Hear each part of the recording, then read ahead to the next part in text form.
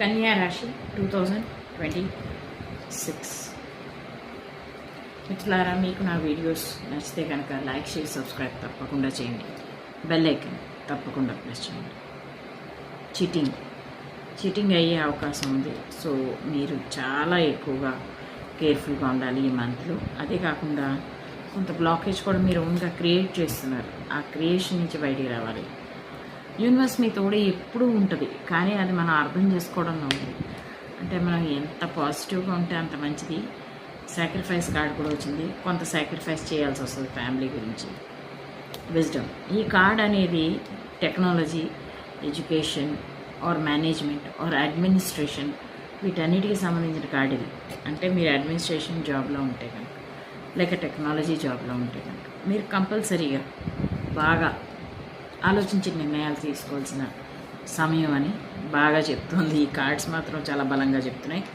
So let's see. ఇది connect చేస్తే Reiki universe angels ఆశీర్వాదం, మీ కులదైవం దేవతల ఆశీర్వాదం అనుకోండి. మాదంటూ ఏమీ పెద్ద గొప్పగా ఏమి ఉండదు.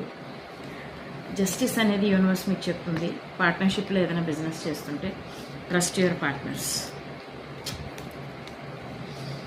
ఒకవేళ మీరు ఏమైనా టీం వర్క్లో చేస్తుంటే మీ యొక్క టీం మీద మీరు ట్రస్ట్ చేయాలి. ఆ టీం మీద ట్రస్ట్ చేయనప్పుడు మీది అటు ఇటు అయిపోద్ది. సో హెల్త్, వెల్త్, హ్యాపీనెస్ చూద్దాం.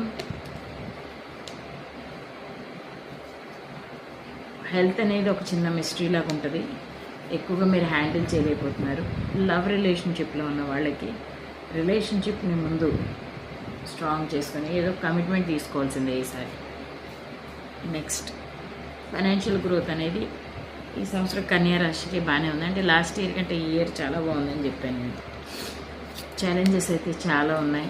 కన్యా రాశి మీరు చాలా బ్యాలెన్స్ మెయింటైన్ చేయాలి. ఎందుకంటే ఈ అమావాస్య తర్వాత కూడా మీ ఎనర్జీస్ చాలా ఫ్లక్చువేట్ అవుతున్నాయి. ఇప్పుడే నేను రీడింగ్ కంప్లీట్ చేసి వీడియో చేస్తున్నాను. So I could understand.